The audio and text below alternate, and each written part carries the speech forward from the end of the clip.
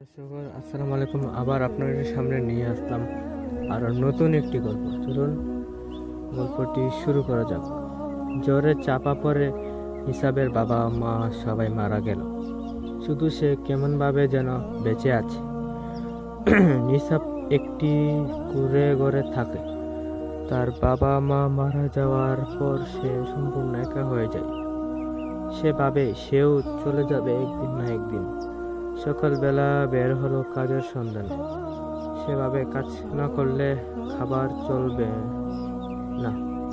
এমন জ্বর এসেছিল যে সব ঘরের জিনিসপত্র বেশি নিয়ে যায়।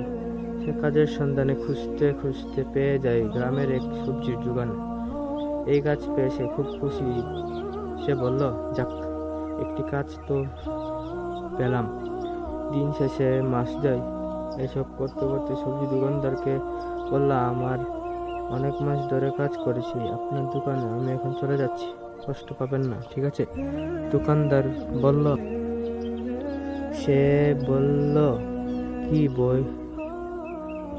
তার মুখে এই কথা শুনে আমি বললাম, আচ্ছা। তারপর তাকে এই দোকানে যে কাজ করার টাকা আর কিছু সবজি দিল। সে নিতে চেয়েছিল না, জোর করে দেই। সে অনেক খুশি যে এখন তার কাছে টাকা আছে। সে ভাবল যে এই কুঁড়ে গর্তের পাশে একটি নিজের বাড়ি বানাবে। যে সে যা বাবা সেই কাজ। সে কাজে লেগে গেল। সন্ধ্যাবেলা সে যখন বাড়িতে আসছিল, দেখলো যে একটি কুকুর একটি বিড়ালকে দৌড়াচ্ছে। তখন সে দেখলো যে বিড়ালটি তার পেছনে লুকিয়ে গেল। তখন কুকুরটি গেউ গেউ করতে লাগলো। তখন নিসাব বলল, এখান থেকে যা যা। এরপর যখন গাছের ডাল হাতে নিল, তখন কুকুরটি চলে যায়। তখন সে দেখলো তার পেছনে সেই বিড়ালটি নেই। সে বলল, হয়তো চলে গেছে। তারপর সে বাড়িতে এসে রাতের খাবার খেয়ে ঘুমিয়ে পড়ে।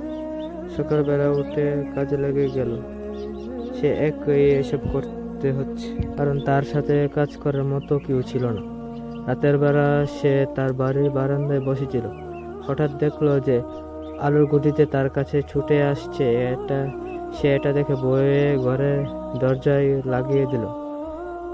যখন সে ঘরে দেখলো তার বিছানায় একটি মেয়ে বসে আছে, সে ভয়ে ভয়ে বলল, কে কে কে কে তুমি আমার ঘর কিভাবে আসলে? মেয়েটি বলল, ভয় পেও না, শুনো এখন। সে কালকে সমস্ত কিছু বলল। এসব শুনে বলল, কি ওই বিড়ালটি কি তুমি? মেয়েটি বলল, হ্যাঁ, আমার নাম রেশমি।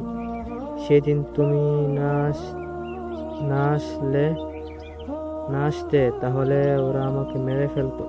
তোমার নাম কি? নিসাব বলল, আমার নাম নিসাব। রেশমি পরি বলল, আচ্ছা নিসাব, তোমার মা বাবা কোথায়? তারপরে নিসাব সেই জ্বরের কথা বলল, কিভাবে তার বাবা মাকে হারিয়েছে। এসব শুনে রেশমি পরীর মন খারাপ হয়ে যায়। নিসাব বলল, মন খারাপ কেন? রেশমি পরি বলল, তোমার যে বাবা মা। এই গল্পের পার্ট 2 খুব শীঘ্রই আমাদের চ্যানেলে আপলোড হবে।